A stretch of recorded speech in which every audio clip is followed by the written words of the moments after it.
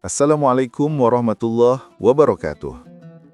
Apa kabar sahabat Al-Fatah yang dimuliakan Allah? Semoga kita dalam keadaan sehat, dilimpahkan rezekinya, dan diberikan keberkahan dunia dan akhirat. Amin ya rabbal alamin.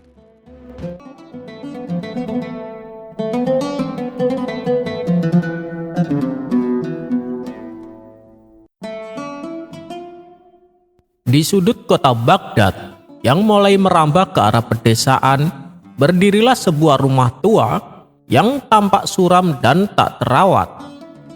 Dahulu kala rumah ini milik seorang saudagar kaya yang mendadak menghilang tanpa jejak. Sejak saat itu, berbagai cerita aneh mulai menyelimuti rumah tersebut. Warga sekitar mulai berbisik tentang suara-suara mengerikan di malam hari, penampakan bayangan hitam di jendela, dan bau busuk yang sesekali tercium dari dalam rumah. Ketakutan pun menjalar di antara penduduk desa. Tak ada seorang pun yang berani mendekati rumah itu setelah matahari terbenam. Jalan yang melewati rumah itu menjadi sepi setelah senja, dan para pedagang pun memilih jalur memutar yang lebih jauh demi menghindari tempat angker tersebut. Kabar tentang rumah berhantu itu akhirnya sampai ke telinga Abu Nawas. Ia mendengar cerita-cerita seram dari para pedagang yang singgah di kedai kopi langganannya. "Percayalah Tuan Abu Nawas," kata seorang pedagang buah sambil merinding. "Semalam saya dengar rintihan dari sana, seperti suara iblis kelaparan." Pedagang kain di sebelahnya menimpali. "Saya pernah melihat bayangan hitam besar melintas di jendela. Sejak itu, saya tak berani lagi lewat jalan itu selepas maghrib," ucapnya. Abu Nawas hanya menyeruput kopinya, menyembunyikan senyum sinis. Ia tak pernah percaya pada cerita-cerita hantu yang seringkali dibesar-besarkan oleh ketakutan dan imajinasi liar. Namun, ada satu hal yang mengusik pikirannya. Beberapa pedagang yang kehilangan barang dagangan mereka beberapa waktu lalu menyebutkan bahwa terakhir kali mereka melihat barang-barang itu adalah di sekitar jalan menuju rumah tua tersebut. Mereka menduga barang-barang itu dicuri, namun tak ada yang berani mencari jejaknya di dekat rumah yang dianggap berhantu tersebut. Dengan rasa ingin tahu yang besar, Abu Nawas memutuskan untuk menyelidiki misteri rumah berhantu itu. Ia tidak memberitahu siapapun tentang niatnya, karena ia tahu sebagian besar warga akan berusaha mencegahnya. Suatu malam yang gelap gulita, Abu Nawas berjalan seorang diri menuju rumah tua di ujung desa. Ia membawa lentera kecil dan sepotong roti sebagai bekal. Sesampainya di sana, suasana memang terasa mencekam. Angin malam berhembus lirih, menimbulkan suara gemerisik dedaunan kering yang terdengar seperti bisikan-bisikan aneh. Ia mencoba membuka pintu utama, namun terkunci. Abu Nawas tidak menyerah. Ia berjalan mengelilingi rumah, mencari jalan masuk lain. Di bagian belakang, ia menemukan sebuah jendela yang kacanya pecah. Dengan perlahan ia mencongkel sisa-sisa kaca dan berhasil membuka jendela tersebut. Abu Nawas melompat masuk ke dalam rumah. Udara di dalamnya pengap dan berbau apek. Ia menyalakan lentera dan mengamati sekelilingnya.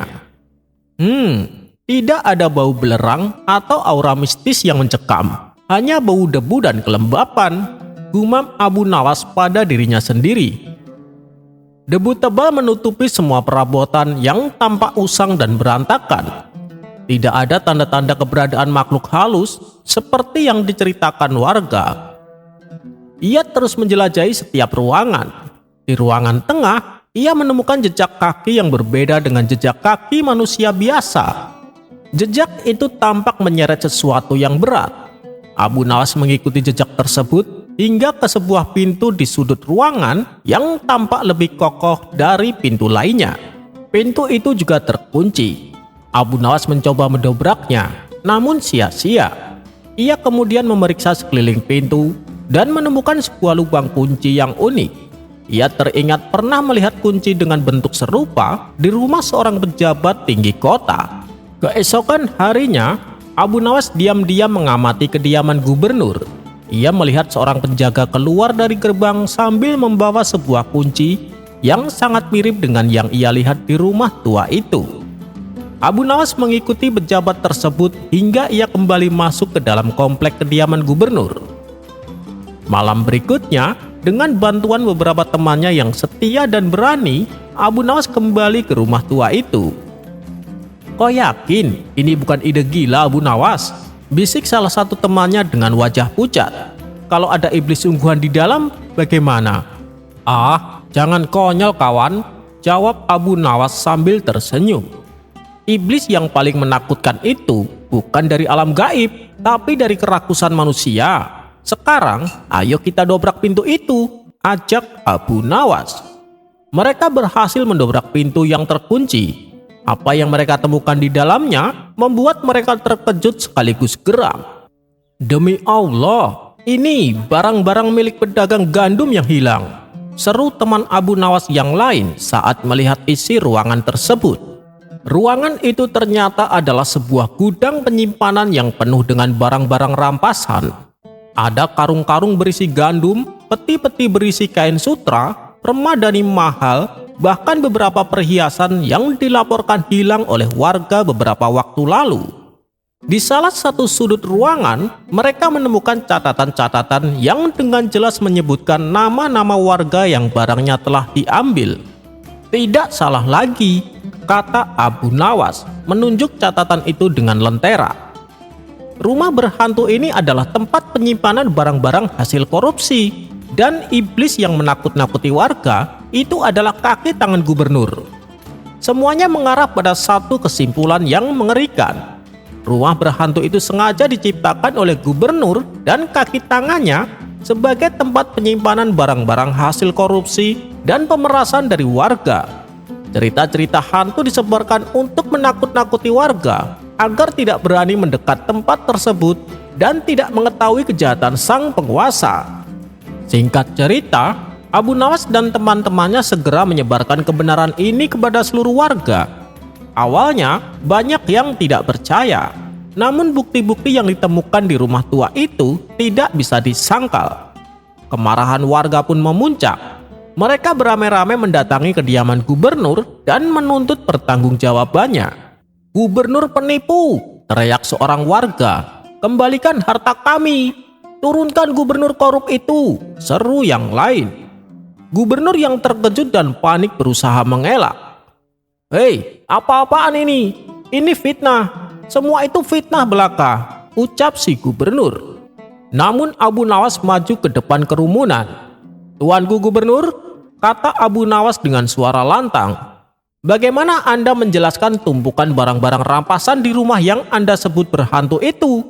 Dan kunci ini, apakah ini juga fitnah?" Abu Nawas menunjukkan kunci unik yang ia temukan. Akhirnya, dengan desakan warga dan bukti-bukti yang tak terbantahkan, Baginda Raja yang murka memerintahkan untuk mengadili sang gubernur yang korup dan mengembalikan semua barang rampasan kepada pemiliknya yang sah. Sejak saat itu, rumah tua di ujung desa tidak lagi dianggap sebagai tempat berhantu.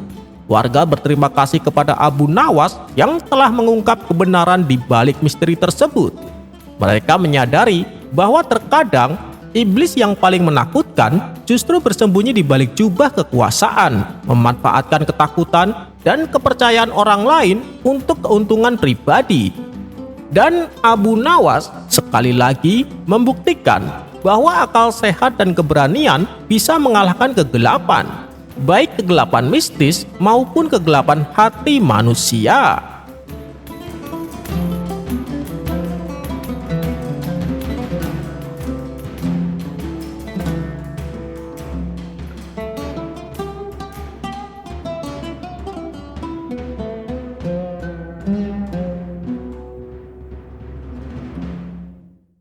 Suatu hari, Hasan yang baru pulang dari negeri seberang mengajak Abu Nawas dan Abu Jahil berburu di sebuah hutan belantara.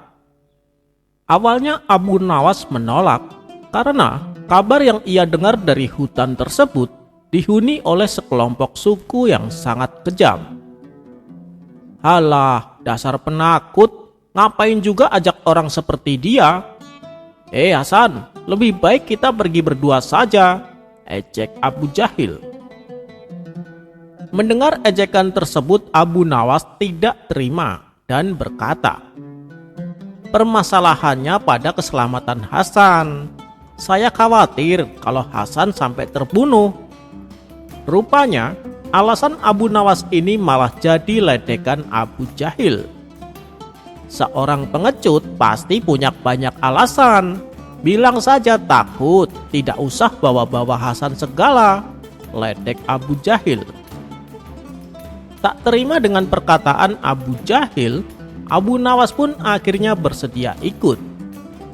Maka berangkatlah mereka bertiga menuju hutan belantara.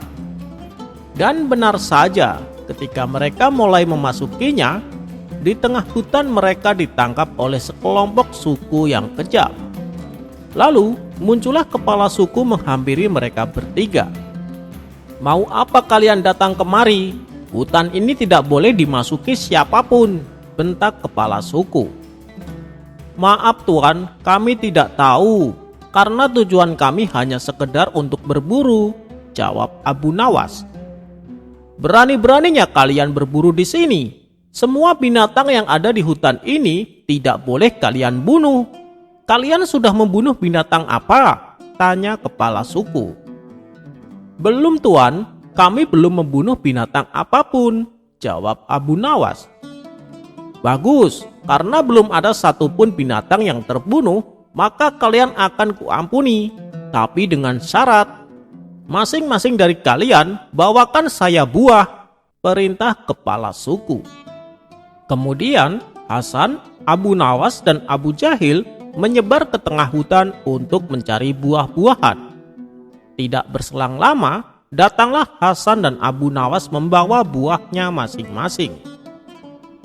"Buah apa yang kau bawa?" tanya kepala suku kepada Hasan.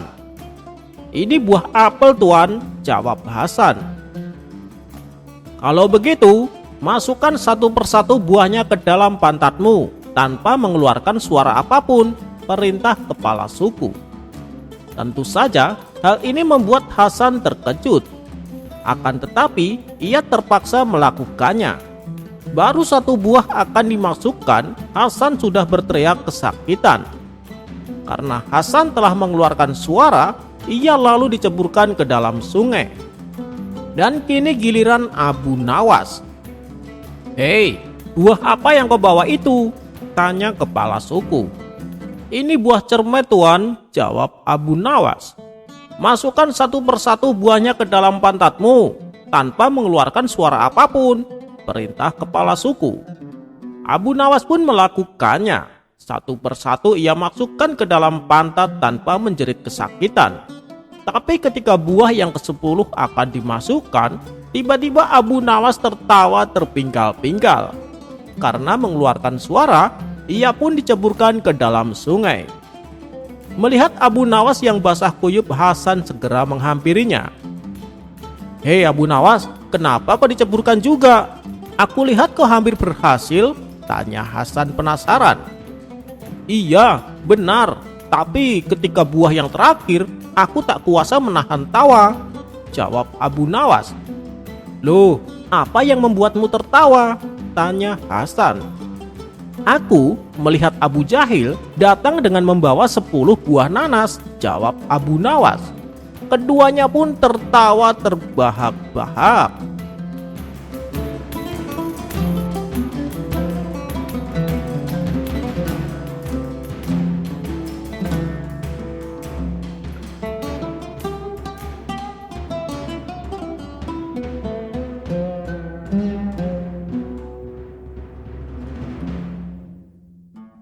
Belakangan ini, situasi di kampung Abu Nawas sedang marak pencurian.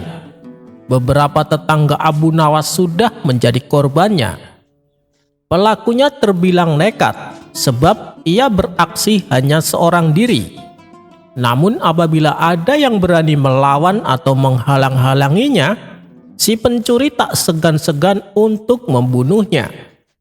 Tentu saja hal ini membuat warga resah. Berbagai upaya sudah dilakukan untuk mengungkap siapa pelakunya. Tapi si pencuri sangatlah cerdik sehingga identitasnya sulit diketahui. Akhirnya, warga meminta bantuan istana supaya kampungnya dijaga. Maka Baginda Raja mengirim puluhan prajurit untuk menjaga keamanan.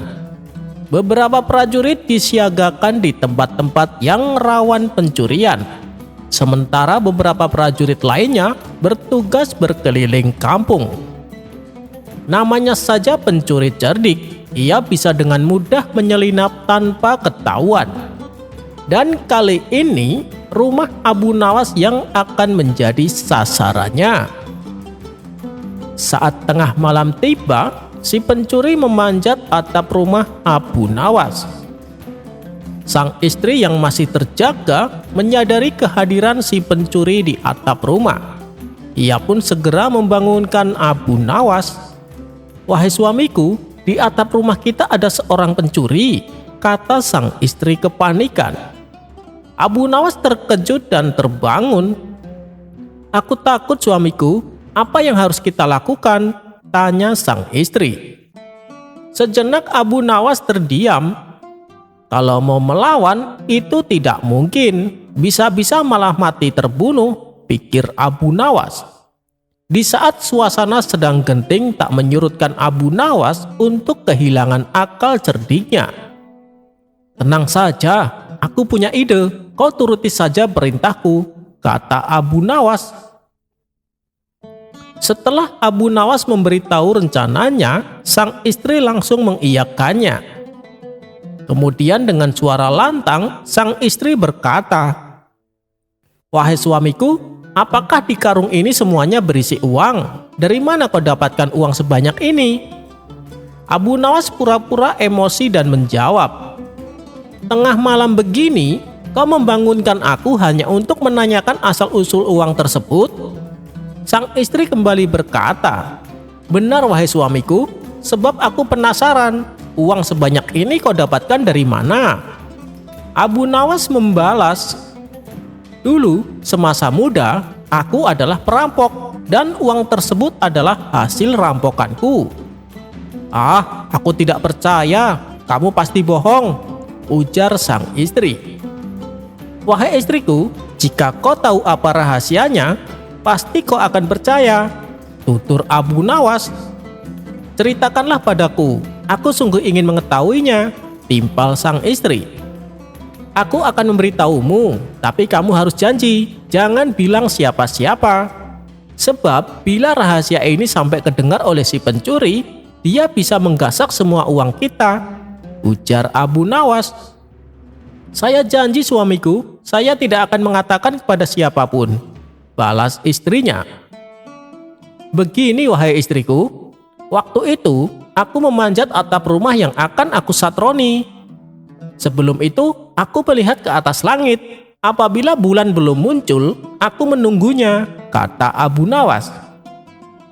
"Untuk apa menunggu bulan?" tanya istrinya pura-pura penasaran.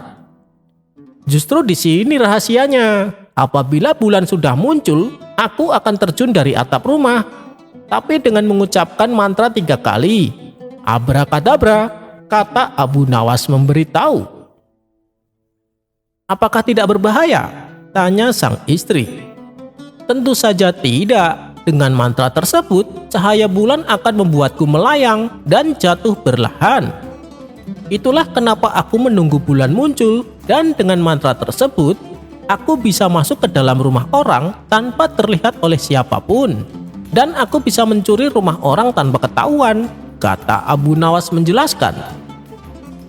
Sementara si pencuri yang berada di atap rumah Abu Nawas mengupik pembicaraan mereka berdua. "Ilmu yang luar biasa, kau sungguh bodoh Abu Nawas. Malam ini hartamu akan saya kuras habis tanpa kamu sadari," kata si pencuri dalam hati. Ia pun segera mempraktekkan ilmu yang ia dengar dari Abu Nawas. "Malam ini aku sangat beruntung, cahaya bulan sangat mendukung untuk aksiku. Ia bersinar sangat terang," kata si pencuri. "Abrakadabra," ucap si pencuri. Kemudian ia membiarkan dirinya jatuh dari atap rumah. Aksinya ini membuat si pencuri jatuh ke tanah dengan kondisi terluka parah. Tulang rusuknya patah, tulang kakinya juga patah. Si pencuri menggeliat dan berteriak kesakitan. Mendengar ada kegaduhan di depan rumah, Abu Nawas dan para tetangga beramai-ramai mendatanginya. "Ada apa ini Abu Nawas? Dan siapa yang terluka ini?" tanya salah satu warga. "Dia adalah si pencuri yang selama ini meresahkan," jawab Abu Nawas. Tidak lama kemudian, para prajurit istana yang menjaga keamanan datang dan meringkus si pencuri. Dan sejak saat itu suasana kampung Abu Nawas pun menjadi aman kembali.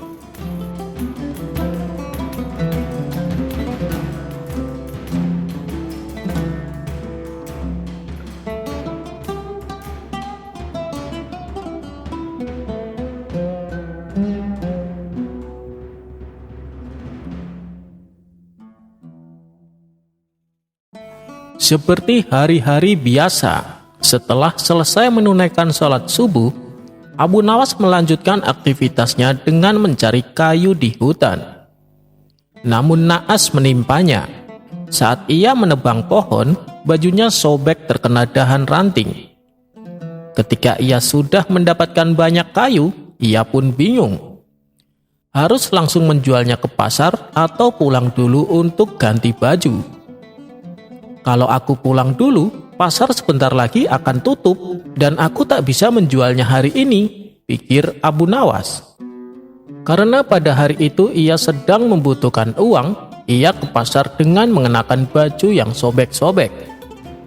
Setibanya di pasar, ia pun langsung menjual semua kayu bakarnya. "Alhamdulillah, hari ini mendapatkan rezeki yang lumayan," kata Abu Nawas bersyukur. "Lebih baik aku istirahat dulu, badanku terasa capek sekali," kata Abu Nawas melanjutkan. Kemudian ia duduk di teras pasar sambil memainkan kepingan uang emas hasil dari jualan kayu bakarnya.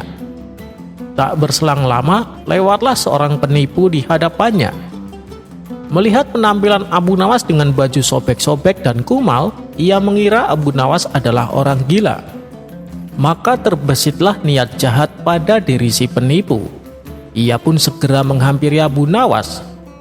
"Hei kawan, sedang apa di sini?" kata si penipu berbasa-basi. Mendapat pertanyaan demikian, Abu Nawas menjawab sekenanya. "Ini nih, lagi mainin kepala raja," jawab Abu Nawas. "Maksudnya bagaimana?" tanya si penipu kebingungan.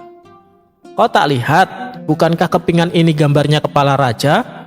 jelas Abu Nawas. Mendengar hal itu bertambah yakinlah si penipu bahwa Abu Nawas adalah orang gila. Dalam hati ia berkata, "Semua kepingan uang memang bergambar raja, baik uang emas maupun uang perak. Berarti orang gila ini tidak tahu uang." Akhirnya muncullah sebuah ide untuk memperdayai Abu Nawas.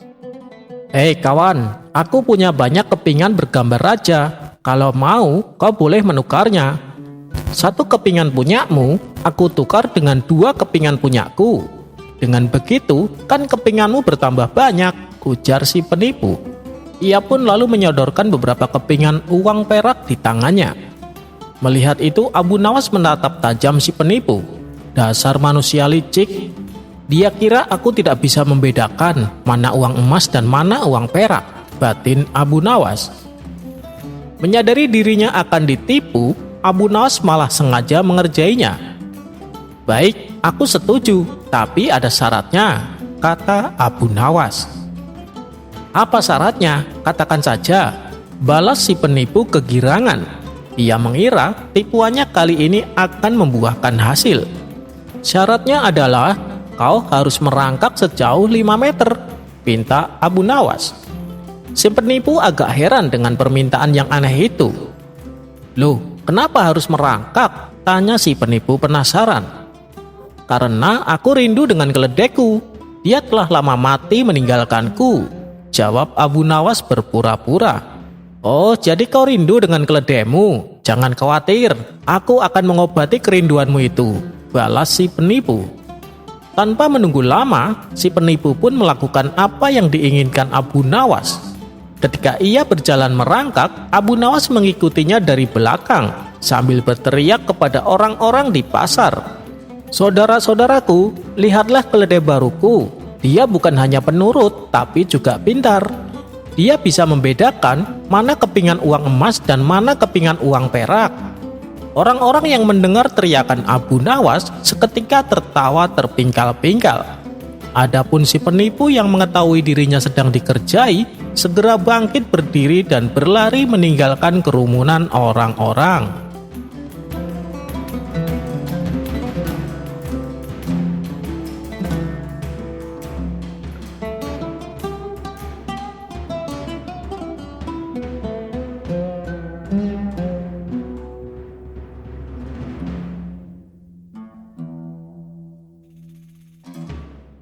Pada suatu hari, seorang saudagar kaya datang menemui Abu Nawas dengan wajah penuh kekhawatiran. "Abu Nawas, aku butuh bantuanmu. Aku sedang bermasalah dengan para pekerjaku di pasar. Mereka menuduhku berlaku tidak adil dan ingin meninggalkanku. Jika mereka pergi, bisnisku akan hancur, Abu Nawas." Abu Nawas mengelus janggutnya dan tersenyum.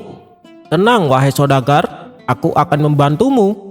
Tapi setelah ini, aku harap kau tidak pelit lagi kepada para pekerjamu." Saudagar itu mengangguk penuh harap. "Aku janji, Abu Nawas, asal masalah ini selesai." Abu Nawas pun mendatangi para pekerja yang sedang menggerutu di pasar. "Wahai saudara-saudaraku, aku mendengar kalian ingin berhenti bekerja untuk saudagar ini. Bolehkah aku tahu alasannya?" tanya Abu Nawas.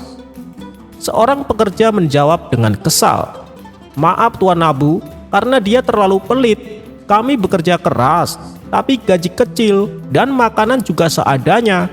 Sementara dia hidup mewah-mewahan." Abu Nawas tersenyum. "Baiklah, kalau begitu, mari kita tanyakan kepada saudagar ini. Apakah benar ia lebih mementingkan kekayaannya sendiri?" Saudagar yang sudah berjanji untuk berubah pun terkejut. Ia sadar bahwa keserakahannya telah membuat para pekerja marah. Akhirnya, di hadapan semua orang saudagar itu berkata, "Baiklah, aku akan memperbaiki perlakuanku. Mulai sekarang, aku akan membayar lebih baik dan memberi makanan yang layak untuk kalian." Para pekerja pun bersorak gembira dan masalah pun selesai dengan damai. Sebagai rasa terima kasih, saudagar kaya itu menghadiahi Abu Nawas seekor sapi gemuk. "Ambillah sapi ini, Abu Nawas, kau telah menyelamatkan bisnisku," katanya dengan penuh syukur. Abu Nawas menerima hadiah itu dengan senang hati. Namun, alih-alih menyimpan sapi itu untuk dirinya sendiri, ia justru mengajak warga untuk berpesta. "Wahai warga sekalian, mari kita masak sapi ini dan kita makan bersama-sama," seru Abu Nawas.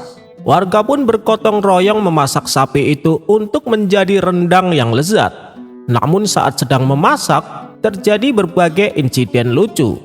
Pertama, seorang anak kecil tanpa sengaja menumpahkan bumbu ke wajah seorang pria tua yang langsung kepedasan dan berlari-lari mencari air. Warga tertawa terbahak-bahak melihat tingkahnya. Kedua, seekor kucing tiba-tiba melompat dan mencuri sepotong daging. Abu Nawas langsung berteriak, "Hei, itu jatahku!" membuat warga semakin terpingkal-pingkal. Nah, yang paling parah, rendang tiba-tiba hilang. Ketika rendang sudah matang dan siap disantap, Abu Nawas merasa perutnya mules dan buru-buru ke toilet. Namun, begitu ia kembali, panci besar yang berisi rendang telah kosong. Abu Nawas melongo. "Ah, mana rendangnya?" tanya Abu Nawas kepada para warga. Warga juga kebingungan. Semua orang saling menatap, lalu mulai mencari kemana makanan itu pergi. Tiba-tiba terdengar suara gemuruh di balik dapur. Ketika mereka memeriksa, ternyata beberapa pria rakus sedang sembunyi dan makan rendang dengan lahapnya. Mereka ketahuan dengan mulut penuh daging. Mata terbelalak karena tertangkap basah. Abu Nawas menghela napas, lalu berkata sambil tersenyum, "Baiklah, Kalau kalian mau makan rendang sebanyak itu, setidaknya bagi-bagi dengan yang lain, jangan disembunyikan." Para pria itu akhirnya tertawa malu dan mengakui kesalahannya. Mereka pun membagikan rendang yang tersisa kepada semua orang.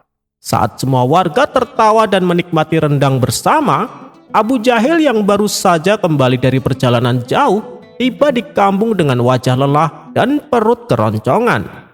Ia mencium aroma rendang yang menggoda dan segera bergegas menuju kerumunan. Namun begitu sampai, ia hanya bisa bengong melihat panci kosong dan warga yang sudah kenyang dengan senyum puas. Dengan wajah kebingungan, Abu Jahil bertanya, "Hei, apa yang terjadi di sini? Kenapa aku hanya melihat panci kosong?" Abu Nawas menepuk bahunya sambil tertawa. "Kau terlambat sahabatku, rendangnya sudah habis." Abu Jahil melongo. "Apa? Aku sudah menahan lapar sepanjang perjalanan, dan sekarang kalian malah meninggalkan aku dengan panci kosong." Warga hanya tertawa, sementara Abu Jahil meratap, "Sungguh kejam dunia ini." Melihat sahabatnya begitu sedih, Abu Nawas akhirnya memberikan satu potong daging terakhir yang ia sembunyikan di sakunya. "Ini, kau masih beruntung Abu Jahil. Setidaknya kau tidak hanya dapat aroma." Abu Jahil langsung memakannya dengan lahap dan menghela napas puas. "Baiklah, kalian memang keterlaluan, tapi rendang ini memang luar biasa," katanya sambil tersenyum. Semua orang pun tertawa bahagia dan pesta sederhana itu menjadi kenangan yang tak terlupakan. Pesan dari cerita ini adalah, yang pertama, jangan serakah, berbagi akan membuat semua orang bahagia. Kedua, setiap masalah bisa diselesaikan dengan kebijaksanaan dan sedikit humor. Dan yang ketiga, jangan pernah meninggalkan rendang tanpa pengawasan, bisa-bisa raib dalam sekejap.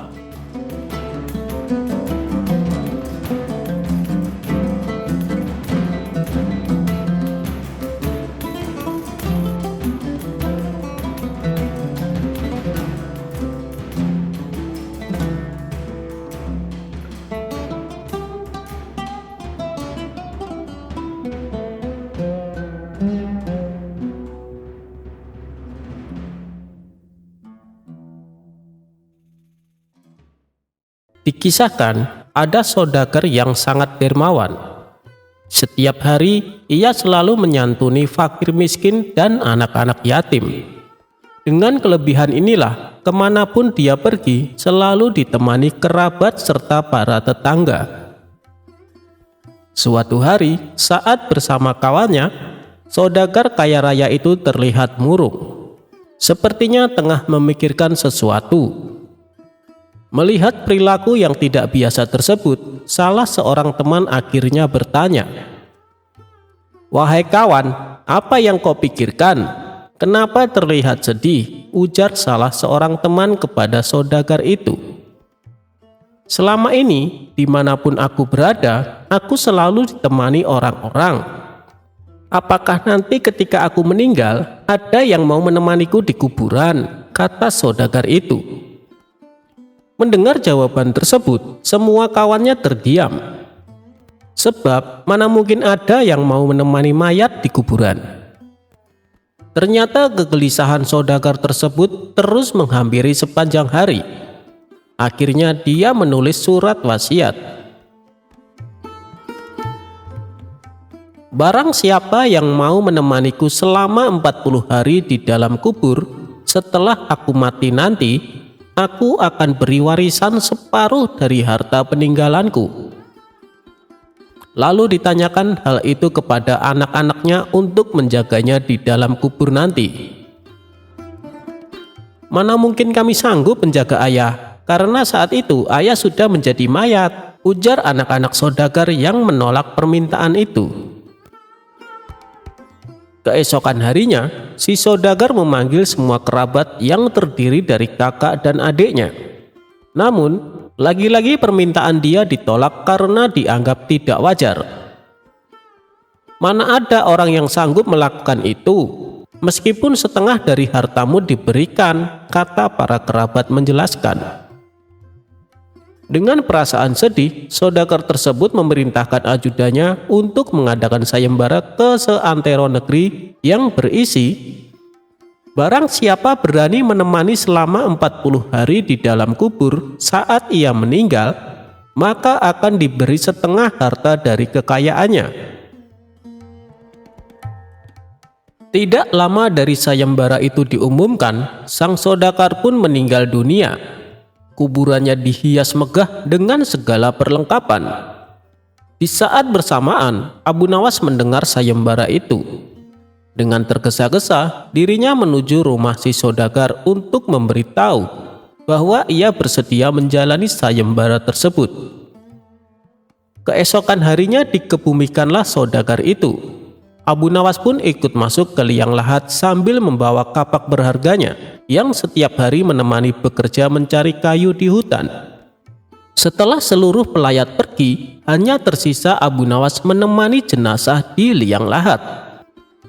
Tidak lama kemudian, malaikat Mungkar dan Nakir mendatangi jenazah tersebut. Menyadari siapa yang datang, Abu Nawas pun sedikit menjauh dari mayat saudagar kaya itu. Dalam hati, Abu Nawas berpikir, sudah tiba saatnya mayat itu diinterogasi. Namun, ternyata yang ditanya bukanlah mayat saudagar, tetapi kedua malaikat itu malah menuju ke arahnya. "Apa yang kau lakukan di sini?" ujar malaikat Mungkar dan Nakir.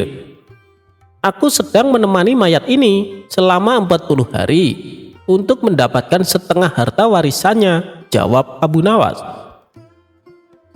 "Apa saja harta yang kau miliki?" tanya kedua malaikat lagi. "Hartaku hanya kapak ini," jawab Abu Nawas. Ternyata kedua malaikat itu terus bertanya, sampai pada pertanyaan, "Di mana kau mendapatkannya?" "Aku membelinya," jelas Abu Nawas. Dari sanalah setiap hari Abu Nawas ditanya seputar kapak dan pekerjaannya.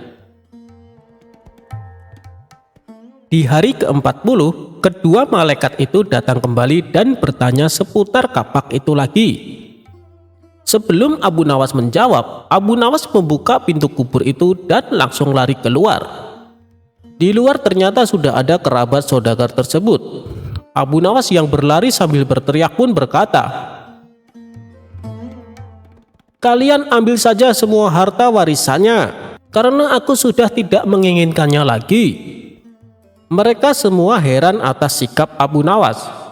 Sesampainya di rumah, Abu Nawas bercerita kepada istrinya, "Aku sudah tidak menginginkan harta warisan dari mayat itu." "Loh, kenapa kau tolak? Padahal kau sudah menyelesaikan tugas dan itu menjadi hakmu," ujar sang istri. Abu Nawas pun menceritakan pengalamannya di dalam kubur bertemu malaikat Mungkar dan Nakir yang terus bertanya seputar kapaknya selama 40 hari. Padahal itu harta satu-satunya. Bagaimana kalau dia memiliki harta banyak? Berapa pertanyaan nantinya? Istrinya pun hanya bisa geleng-geleng mendengar cerita Abu Nawas.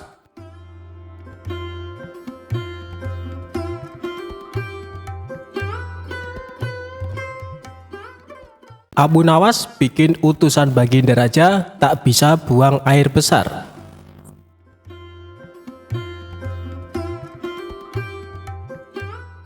Sudah beberapa hari sosok Abu Nawas tidak hadir di istana. Hal tersebut kemudian membuat Baginda Raja sangat gundah. Baginda Raja ingin sosok Abu Nawas hadir untuk menghibur hati sang raja. Bukan tanpa usaha, Baginda Raja sudah beberapa kali memanggil Abu Nawas lewat para utusannya. Namun Abu Nawas belum juga menampakkan diri. Setelah lama berpikir mencari cara agar Abu Nawas mau datang ke istana, Baginda Raja akhirnya menemukan ide yang bisa membuat Abu Nawas bisa hadir di istana. Raja kemudian memanggil 3 orang prajurit dan menyuruh mereka pergi ke rumah Abu Nawas agar buang air besar di tempat tidurnya. "Pengawal, pergilah ke rumah Abu Nawas dan beraklah di tempat tidurnya. Dan kalau kalian berhasil, maka masing-masing akan aku berikan uang 1000 dirham," ujar Baginda Raja. Tanpa pikir panjang, ketiga utusan Baginda Raja tersebut langsung menerima perintah sang raja.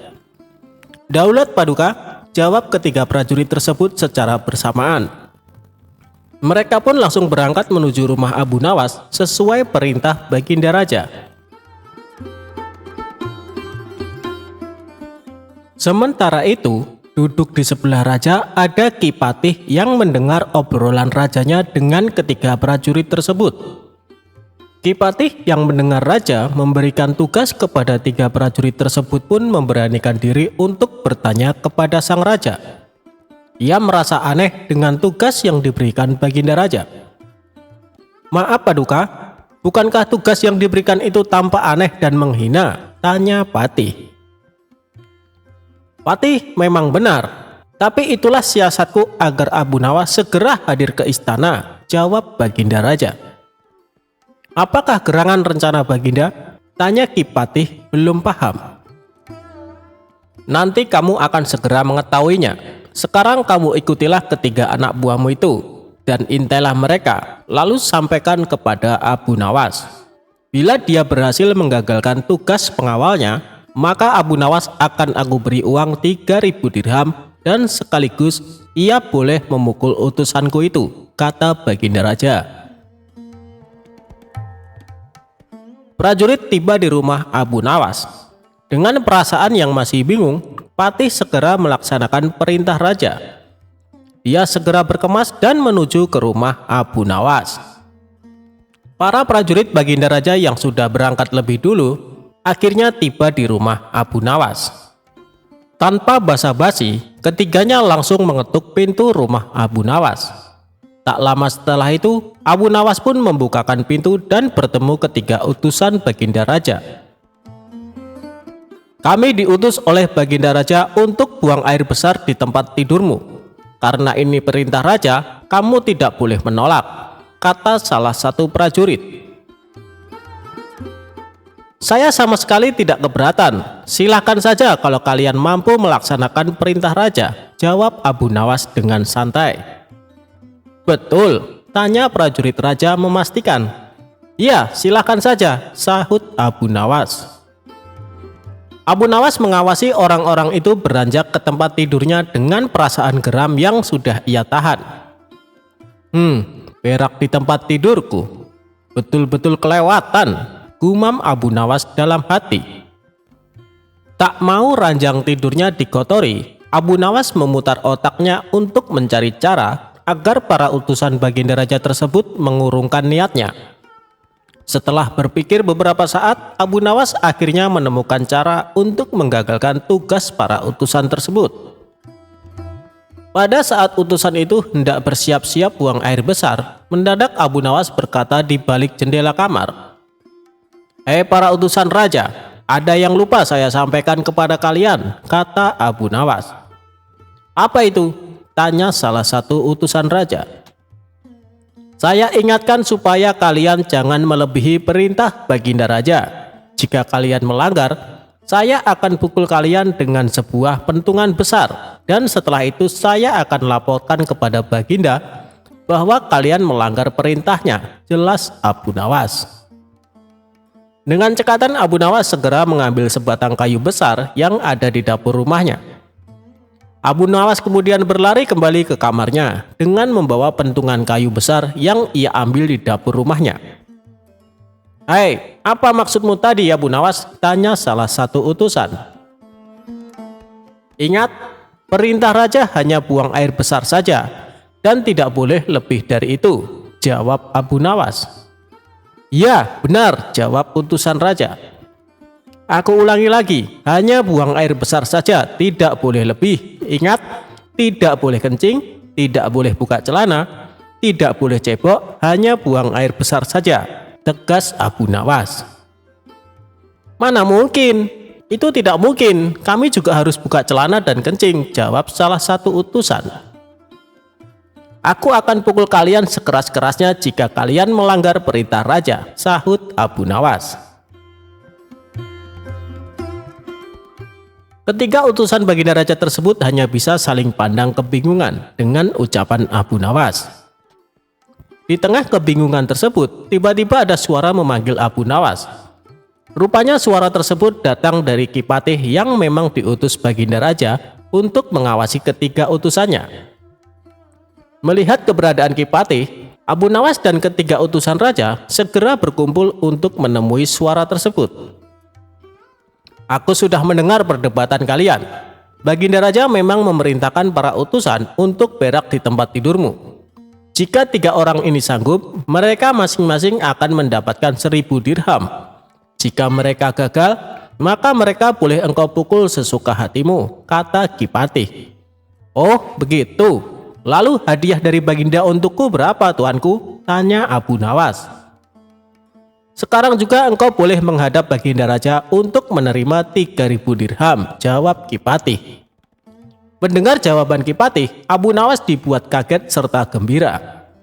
Sebelum menghadap Baginda Raja, Abu Nawas kembali mengambil pentungannya lalu mengejar ketiga utusan raja yang hampir buang air besar di ranjangnya. Ketiga utusan tersebut lari terbirit-birit. Ki Patih dan Abu Nawas dibuat tertawa terpingkal-pingkal dengan tingkah ketiga utusan tersebut.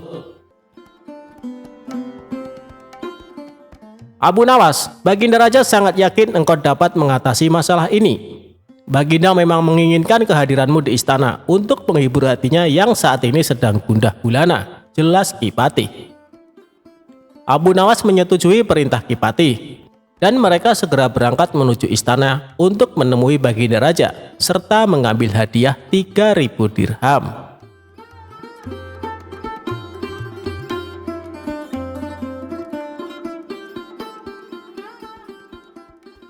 Abu Jahal pukuli para sufi supaya berubah jadi emas.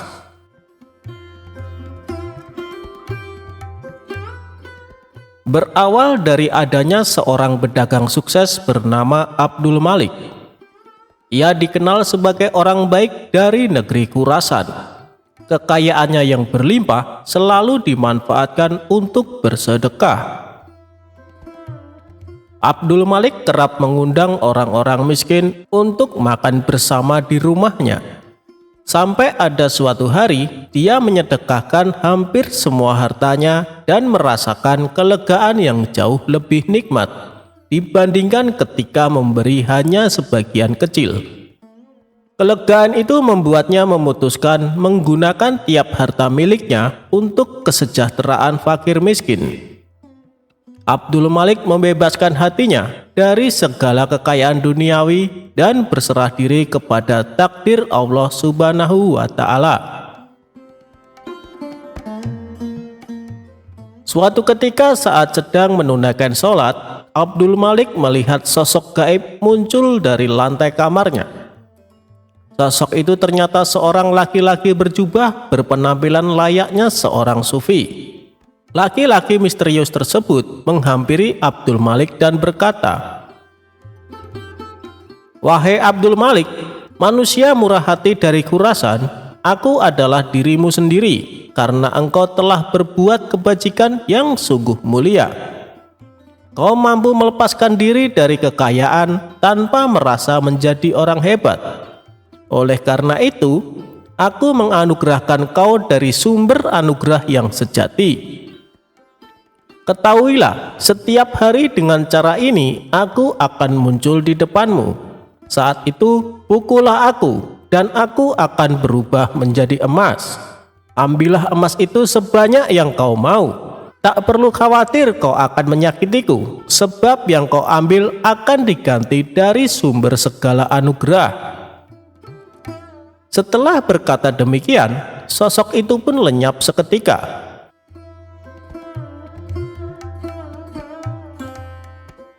Keesokan harinya, Abdul Malik kedatangan tamu seorang kawan bernama Abu Jahal.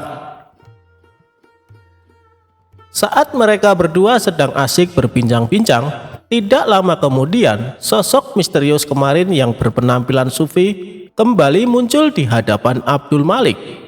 Abdul Malik pun segera memukulnya dengan tongkat. Seketika itu juga, lelaki misterius yang dipukulnya berubah menjadi emas. Abdul Malik lalu mengambil bagiannya dan juga memberikan emas kepada Abu Jahal. Melihat peristiwa yang menakjubkan tersebut, Abu Jahal hanya bengong dan terpana. Sungguh luar biasa, gumamnya. Tanpa mengerti kejadian sebelumnya, Abu Jahal mulai berpikir, alangkah gembiranya jika bisa melakukan hal serupa. Abu Jahal mengetahui bahwa kaum sufi rata-rata punya kekuatan tertentu. Ia pun menyimpulkan hanya perlu memukul mereka untuk mendapatkan emas. Maka terbesitlah di benak Abu Jahal sebuah ide konyol. Dia mengadakan sebuah jamuan pesta makan yang hanya dihadiri para sufi. Ketika para sufi ini sudah makan kenyang, Abu Jahal diam-diam mengeluarkan tongkat dan tanpa ampun dihantamnya para tamu undangan sampai tersungkur ke tanah. Kenapa tidak ada yang berubah jadi emas? Batin Abu Jahal. Dikarenakan masih penasaran, Abu Jahal kembali memukuli mereka dengan tongkat. Tentu saja perbuatan ini membuat para sufi ketakutan. Mereka serempak kabur berlarian meninggalkan rumah Abu Jahal. Akibat perbuatan tersebut, para sufi mengadukan Abu Jahal kepada Tuan Hakim. Setelah itu ditangkaplah Abu Jahal dan disidangkan. Di hadapan Tuan Hakim, Abu Jahal beralasan bahwa perbuatannya ini semata-mata ingin meniru Abdul Malik. Pasalnya, dia pernah melihat Abdul Malik memukul seorang sufi, dan seketika itu juga orang yang dipukul berubah menjadi emas. Mendengar pengakuan Abu Jahal yang tidak masuk akal, Tuan Hakim kembali bertanya, "Apa kau yakin dengan yang kau lihat, Abu Jahal?" "Hamba yakin sekali, Tuan Hakim. Kalau tidak percaya, panggil saja Abdul Malik kemari," jawab Abu Jahal. Maka dipanggillah Abdul Malik ke pengadilan untuk dimintai keterangan. Dalam perjalanan ke pengadilan, sosok sufi misterius yang bisa berubah jadi emas membisikkan kepada Abdul Malik apa yang harus dikatakan. "Wahai Tuan Abdul Malik, apa benar yang dikatakan Tuan Abu Jahal?" tanya Tuan Hakim. "Menurut saya Abu Jahal sudah tidak waras, Tuan Hakim. Bisa saja dia sedang berusaha menutup-nutupi hobinya menyiksa orang tanpa alasan," ujar Abdul Malik. "Memang hamba mengenalnya, Tuan Hakim, tetapi yang ia ceritakan tentang kejadian di rumah hamba tidak lebih dari akal-akalan belaka," imbuhnya. Abu Jahal sempat membantah dan memprotes perkataan Abdul Malik. Ia juga menunjukkan barang bukti berupa emas yang didapat dari Abdul Malik. Abu Jahal, Abdul Malik itu saudagar kaya, tentu punya banyak emas," balas Tuan Hakim. Dikarenakan tidak punya bukti dan yang diceritakan tidak masuk akal, akhirnya Abu Jahal dihukum penjara. Sementara Abdul Malik masih melakukan rutinitas seperti biasa, memberikan sedekah uang dan makanan kepada fakir miskin setiap harinya.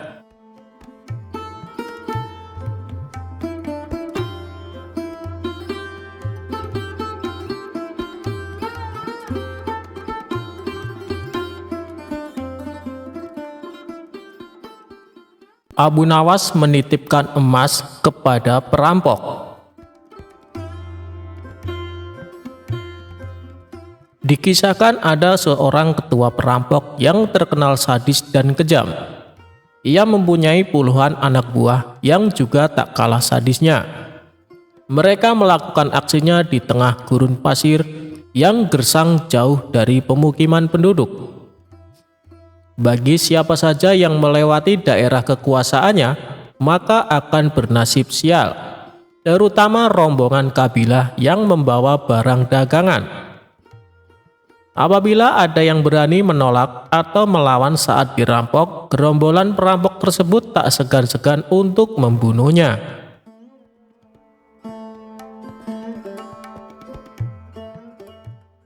Suatu ketika, Tuan Hamid berencana pergi ke negeri seberang untuk membawakan pesanan sebuah perhiasan emas. Namun Tuan Hamid ragu untuk melakukannya, sebab ia harus melewati gurun pasir yang merupakan kawasan komplotan perampok sadis tersebut. Ia pun bingung dengan situasi yang dialaminya. Sementara ia juga harus mengirimkan emas pesanannya secepatnya.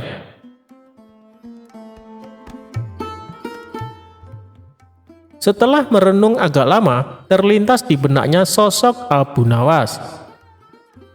Semoga saja dia bisa membantuku, pikir Tuan Hamid.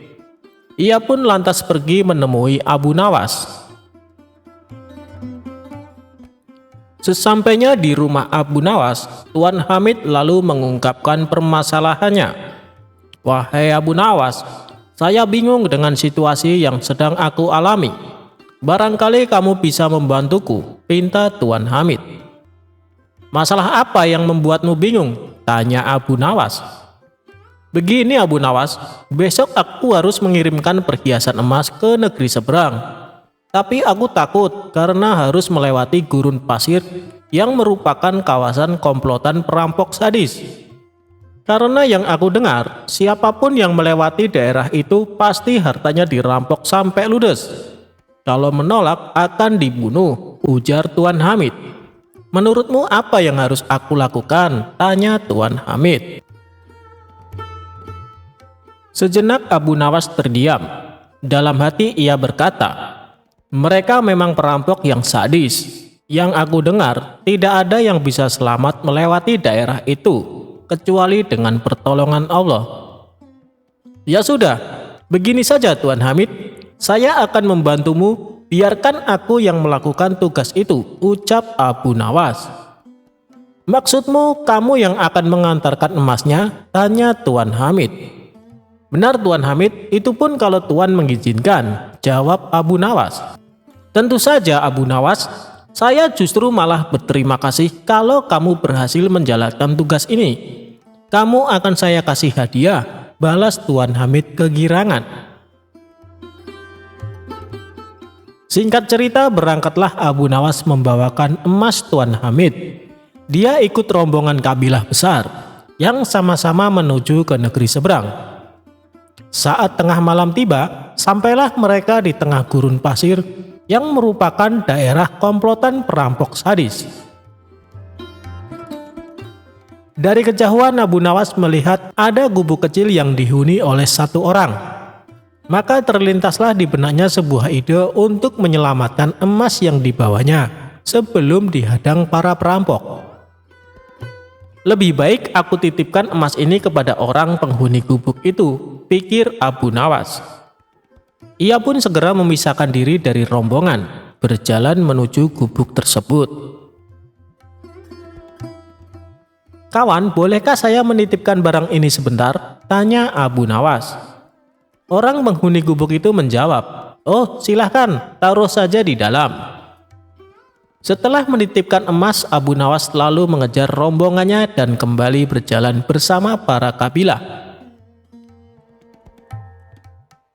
Tidak lama kemudian, tiba-tiba komplotan perampok muncul menghadang dengan pedang terhunus di tangannya. Serahkan semua barang-barang kalian, jangan ada yang tersisa. Bila kalian melawan atau menolak, kami tak segan-segan membunuh kalian, ancam komplotan perampok. Rombongan kabilah ini pun terpaksa memberikan semua hartanya karena ketakutan akan dibunuh. Sedangkan Abu Nawas yang tak membawa apapun hanya digeledah dan luput dari aksi perampokan.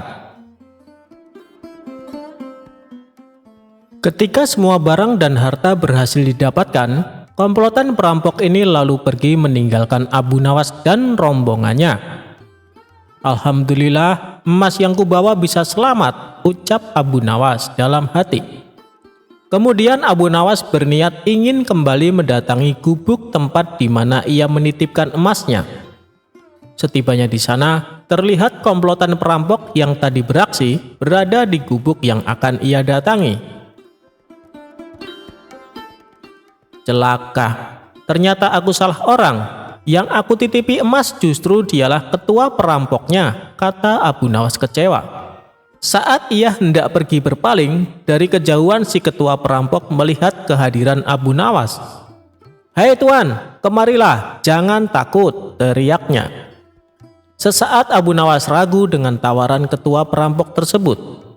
Kalaupun aku lari, aku pasti akan mudah ditangkap mereka, dan bisa-bisa aku dibunuhnya. Lebih baik aku datangi saja. Hanya kepada Allah aku meminta perlindungan, ucap Abu Nawas dalam hati. Lalu Abu Nawas memberanikan diri menghampiri mereka. "Tuan, mau mengambil barang titipan Tuan?" tanya ketua perampok. "Benar, saya kesini berniat untuk mengambilnya," jawab Abu Nawas. "Ambillah dan segera tinggalkan tempat ini," ucap ketua perampok. Abu Nawas sempat terkejut dan heran dengan ucapannya.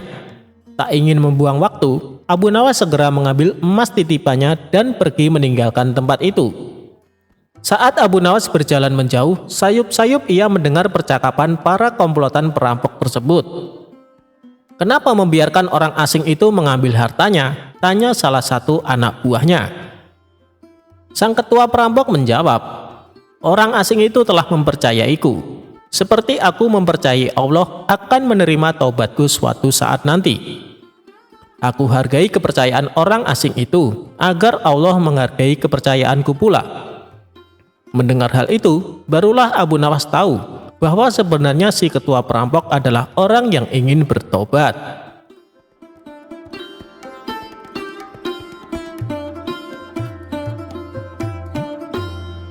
Alasan air laut rasanya asin. Suatu hari Baginda Raja merasa suntuk. Dia ingin keluar istana untuk menghilangkan rasa jenuhnya. Dia juga tidak ingin sendirian jalan-jalan. Karenanya, Raja meminta pengawalnya memanggil Abu Nawas.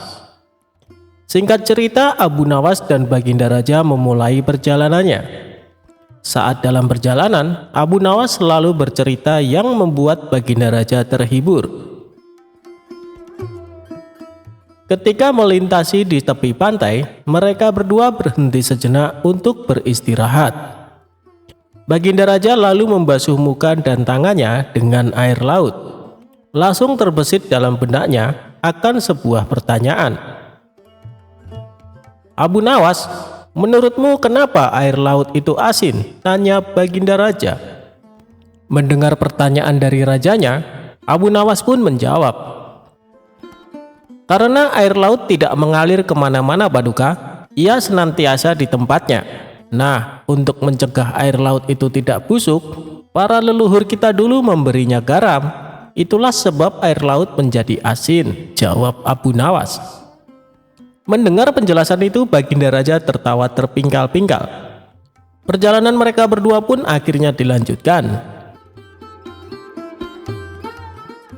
Tidak beberapa lama dari kejauhan, mereka berdua melihat sebuah benda berkilauan.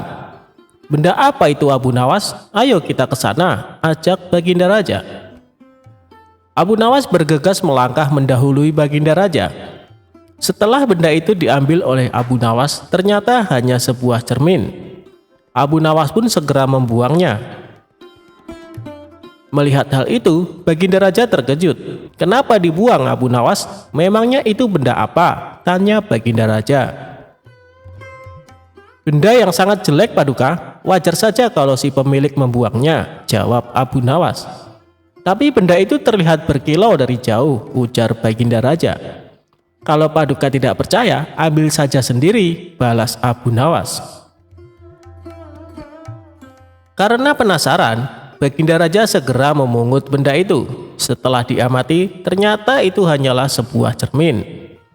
Baginda Raja lalu berkata, "Ini kan cermin Abu Nawas, kenapa kau bilang kalau benda ini sangat jelek?" tanya Baginda Raja.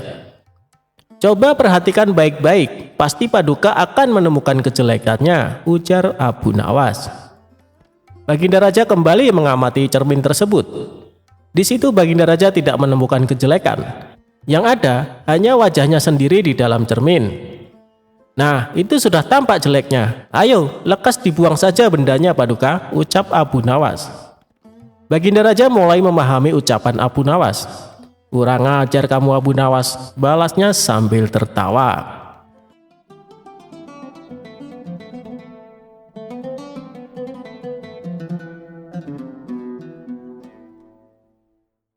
Seperti hari-hari sebelumnya, Abu Nawas diperintahkan Baginda untuk menghadapnya di istana kerajaan.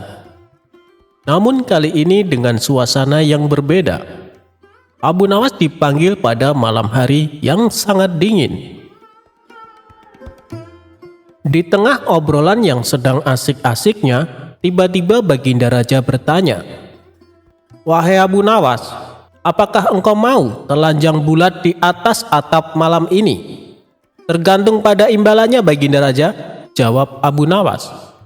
"Kali ini engkau akan aku beri 500 dirham jika mampu melaksanakannya," jawab Baginda Raja. Karena melihat imbalan yang begitu besar, tanpa berpikir panjang, Abu Nawas segera melepas bajunya. Sesudah bajunya dilepas, selanjutnya Abu Nawas naik menuju atas atap dan duduk seperti yang diperintahkan Baginda Raja. Tentu saja Abu Nawas merasakan rasa dingin yang sangat menusuk kulit. Hingga malam menjelang subuh, Abu Nawas baru turun ke bawah. "Mohon ampun Baginda Raja, mana hadiah yang Baginda janjikan kepadaku?" tanya Abu Nawas. "Oh itu, sabar dulu wahai Abu Nawas. Jadi semalaman apa yang telah engkau lihat?" tanya Raja. "Hamba tidak melihat apa-apa tuanku yang mulia. Hanya seberkas cahaya yang terlihat dari kejauhan," jawab Abu Nawas. "Waduh, kalau begitu engkau tidak berhak untuk mendapatkan imbalan, karena engkau telah dihangati oleh cahaya itu," jelas Baginda Raja. "Loh, bagaimana bisa seperti itu Baginda?" "Karena kedinginan, hamba semalam hampir saja mati," protes Abu Nawas. Namun Baginda tidak ingin mendengar protes dari Abu Nawas. Lebih dari itu, Baginda justru menyuruh Abu Nawas untuk segera pulang ke rumahnya. Karena tidak mau dianggap melawan titah sang raja, akhirnya Abu Nawas pulang dengan rasa dingin dan sedikit kecewa karena gagal membawa 500 dirham tadi. Akan tetapi, di tengah perjalanan, Abu Nawas berkata dalam hati, "Ada-ada saja, bagaimana mungkin Baginda ingkar janji? Kalau begitu, aku harus mendapatkan yang semestinya jadi milikku." Selang beberapa hari kemudian, Abu Nawas mengundang Baginda Raja untuk jamuan makan bersama di rumahnya. Baginda pun menerima undangan tersebut. Keesokan paginya, Abu Nawas sudah tiba di istana dengan tujuan ingin menjemput Baginda bersama dengan rombongan kerajaan. Akan tetapi di tengah perjalanan, Abu Nawas meminta izin kepada Baginda untuk mendahului mereka dengan alasan ada hal yang harus dikerjakan, terutama akan menyiapkan hal penyambutan meriah kepada Baginda dan pejabat kerajaan. Hingga beberapa saat kemudian, Abu Nawas sudah berada di tempat acara. Di situ Abu Nawas rupanya menyuruh murid-muridnya agar mempersiapkan segala sesuatu untuk menyambut Baginda. Tak lama setelah itu, Baginda Raja beserta para rombongan datang. Abu Nawas mulai bercerita macam-macam dengan tujuan agar Baginda Raja menjadi senang. Namun karena keasikan ngobrol, Baginda Raja terlihat memegangi perut pertanda rasa lapar sudah menjalar di tubuh sang raja. "Wahai Abu Nawas, mana makanannya?" tanya Baginda Raja. "Mohon ampun Baginda, harap bersabar sedikit karena apinya lamban sekali panasnya. Padahal sejak dari tadi pagi sudah dinyalakan," jawab Abu Nawas. "Api jenis apa itu?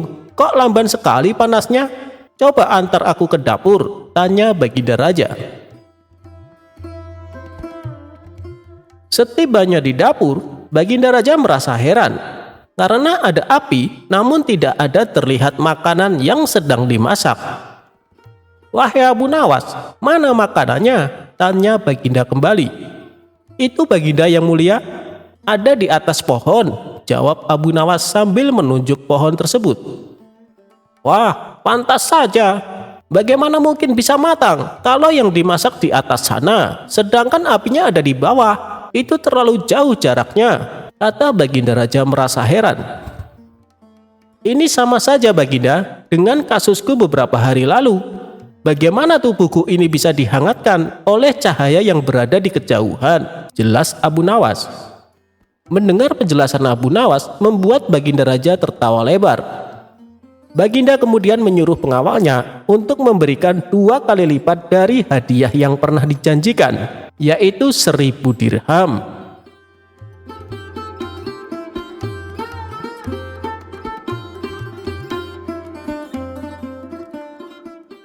Abu Nawas membajak sawah dari dalam penjara.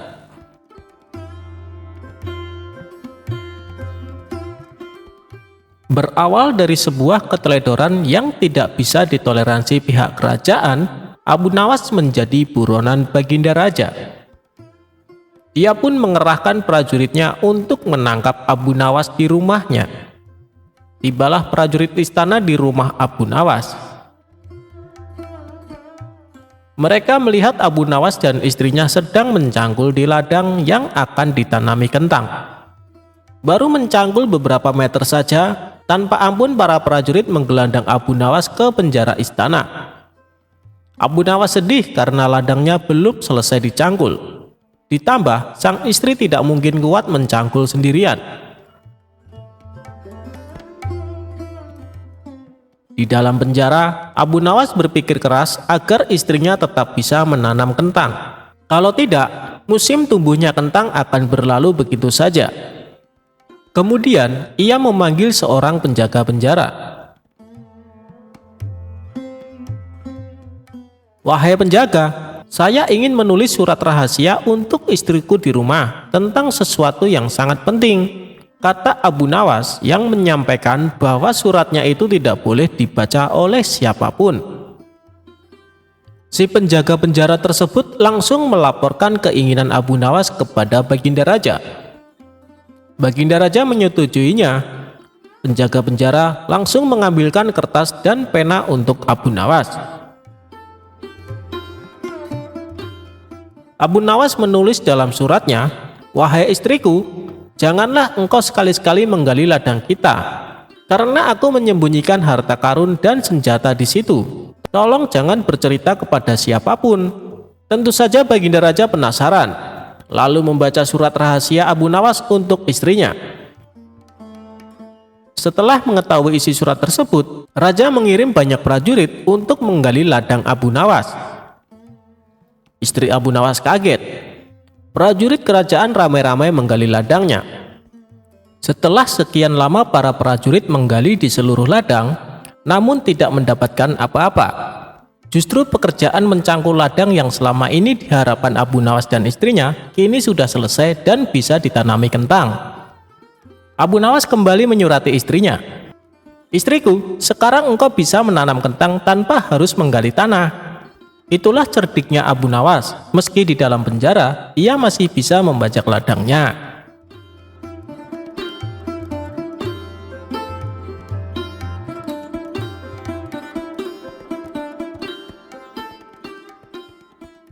Hadiah dari Abu Nawas untuk hakim yang curang.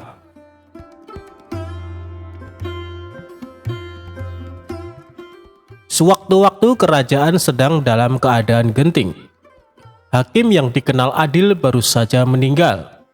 Sang raja telah mengajukan hakim pengganti, namun ternyata perilakunya sangat tidak adil.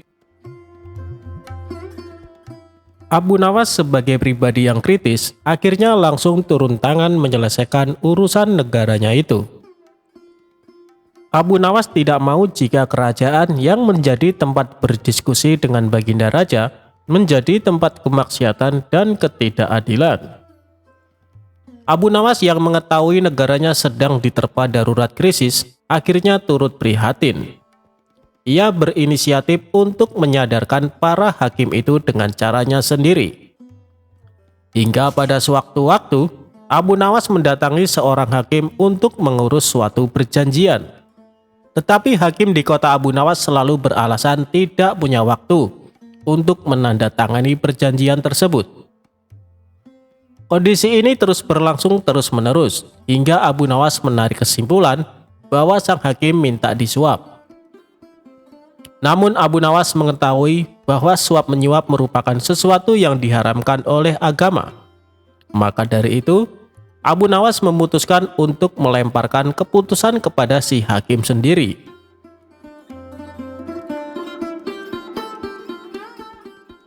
Abu Nawas kemudian menyiapkan sebuah gentong. Gentong tersebut diisi dengan kotoran sapi hingga hampir penuh. Kemudian di atas gentong tersebut diolesi mentega.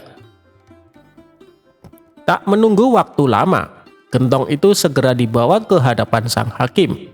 Namun saat Abu Nawas menghampirinya, sesuatu yang aneh terjadi. Tiba-tiba saja kesibukan sang hakim langsung hilang dan memiliki waktu untuk menuliskan tanda tangannya pada surat perjanjian Abu Nawas. "Wahai Tuan Hakim, apakah boleh saya memberi gentong mentega itu sebagai ganti tanda tangan Tuan?" tanya Abu Nawas mengelabui. Sang hakim menjawab sambil mengamati gentong itu. "Ah, engkau jangan terlalu dalam memikirkannya," kata si hakim dengan sedikit tersenyum. Tak lama setelah itu, hakim tersebut lantas mencolek sedikit mentega dengan ujung jarinya lalu mencicipi. "Wah, enak sekali mentega ini," kata sang hakim. "Memang betul Tuan, sesuai dengan ucapan Tuan. Jangan terlalu dalam mencolek menteganya," jawab Abu Nawas. Abu Nawas kemudian segera meninggalkan kantor sang hakim setelah mendapatkan tanda tangan si hakim. Beberapa saat setelah itu, sang hakim pulang dengan hati yang riang gembira karena mendapat satu gentong berisikan mentega itu. Setibanya di rumah, sang hakim memanggil istri dan anak-anaknya untuk makan bersama. Pada mulanya mereka sekeluarga sangat menikmati mentega itu. Tetapi begitu lapisan mentega itu habis, mereka mulai memakan kotoran sapi. "Aduh, apa ini? Baunya kok sangat busuk seperti kotoran hewan," kata hakim. Hakim lantas teringat perkataan Abu Nawas. Setelah berpikir panjang, ia baru sadar bahwa semua itu adalah ulah si Abu Nawas yang ingin menyadarkannya untuk meninggalkan praktek suap menyuap. Tampaknya ia merasa bersalah atas sikapnya selama ini. Hingga keesokan harinya, ia mendatangi rumah Abu Nawas dan meminta maaf atas kekilapannya selama ini.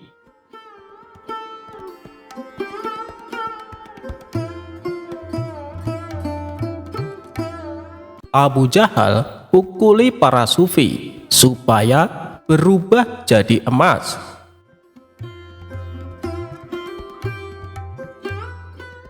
Berawal dari adanya seorang pedagang sukses bernama Abdul Malik.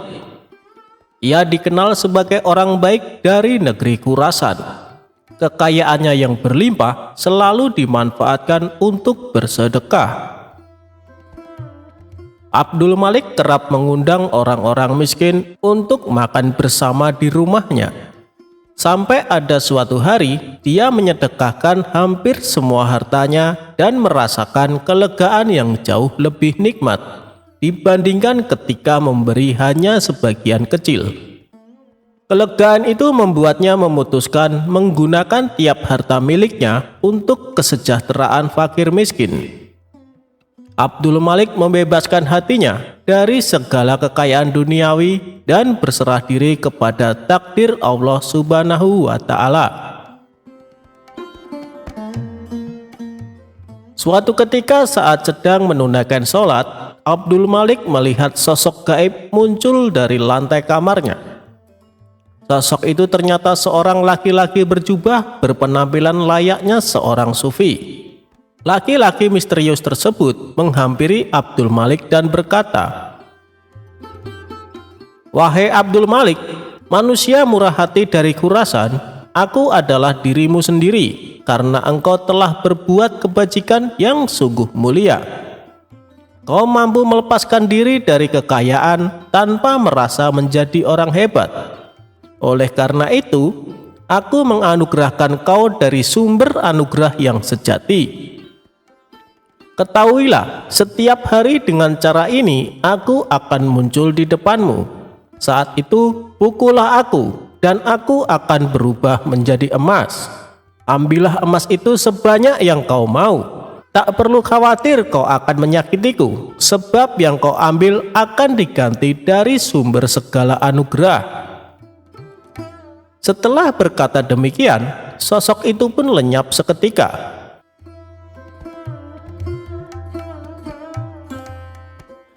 Keesokan harinya, Abdul Malik kedatangan tamu seorang kawan bernama Abu Jahal.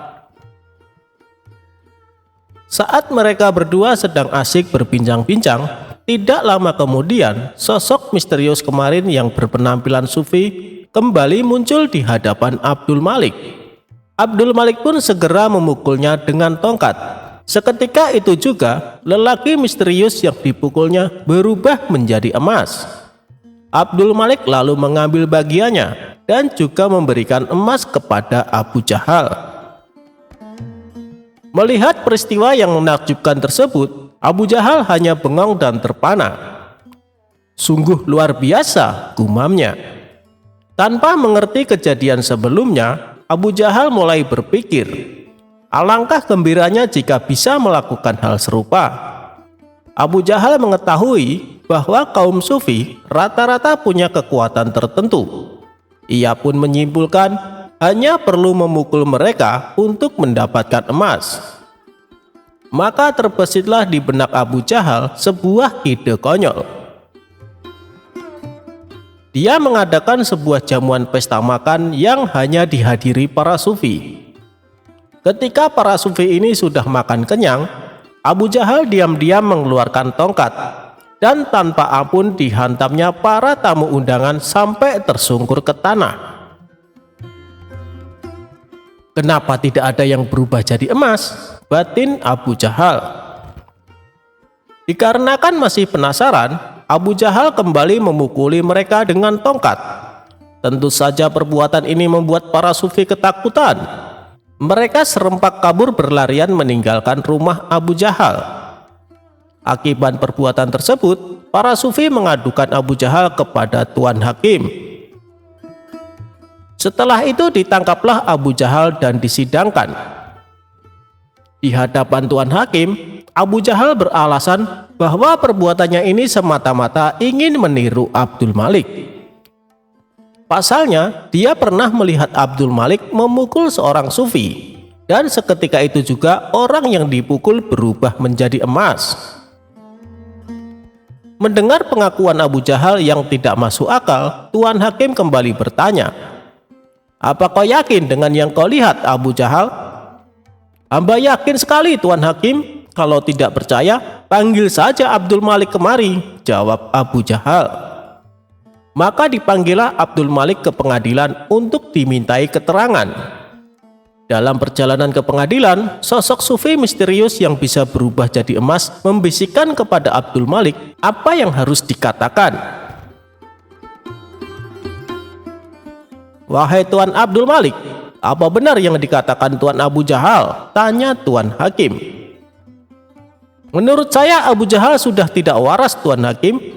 Bisa saja dia sedang berusaha menutup-nutupi hobinya menyiksa orang tanpa alasan," ujar Abdul Malik. "Memang hamba mengenalnya, Tuan Hakim, tetapi yang ia ceritakan tentang kejadian di rumah hamba tidak lebih dari akal-akalan belaka," imbuhnya. Abu Jahal sempat membantah dan memprotes perkataan Abdul Malik. Ia juga menunjukkan barang bukti berupa emas yang didapat dari Abdul Malik. Abu Jahal, Abdul Malik itu saudagar kaya, tentu punya banyak emas," balas Tuan Hakim.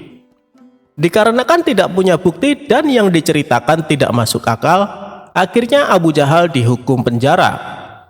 Sementara Abdul Malik masih melakukan rutinitas seperti biasa, memberikan sedekah uang dan makanan kepada fakir miskin setiap harinya.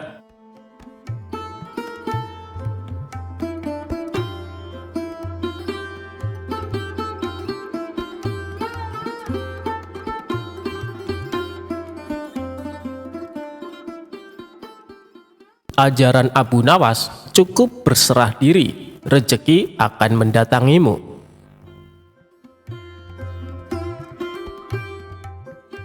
Suatu hari, Baginda Raja mengundang sejumlah ulama untuk berkumpul di istana. tentu saja termasuk Abu Nawas. Raja mengundang Abu Nawas dan para ulama untuk membahas berbagai hukum Islam. Dengan begitu, raja tetap bisa menimba ilmu tanpa harus meninggalkan kediamannya. Ulama fikih menyampaikan keilmuan seputar halal haram dalam hukum agama Islam. Ulama tauhid menyampaikan keilmuannya seputar keesaan Allah Subhanahu wa Ta'ala beserta kekuasaannya yang meliputi alam semesta. Begitu juga dengan ulama lainnya. Setelah masing-masing ulama menyampaikan ilmu sesuai bidangnya, tibalah giliran Abu Nawas. Dikarenakan bingung harus menyampaikan apa, Abu Nawas pun berkata, "Ampun Paduka yang mulia, apa yang ingin Paduka dengar dari hamba? Hamba rasa para ulama ini sudah menyampaikan semuanya." "Kalau menurutmu demikian, baiklah, berarti sekarang waktunya tanya jawab," ucap Baginda Raja. "Abu Nawas, apa yang kau ketahui mengenai rezeki?" tanya Baginda Raja. "Kita semua pasti meyakini bahwa rezeki datang dari Allah Subhanahu wa Ta'ala. Sebagaimana dalam firman-Nya, tidak ada suatu binatang melata pun di bumi melainkan Allah lah yang memberi rezekinya," jelas Abu Nawas. "Rezeki itu bisa datang dari mana saja Paduka. Kita sebagai manusia cukup bertawakal dengan benar. Niscaya rezeki akan datang kepada kita. Lakukan yang menjadi bagianmu. Selanjutnya biarlah Allah yang mengurus lainnya."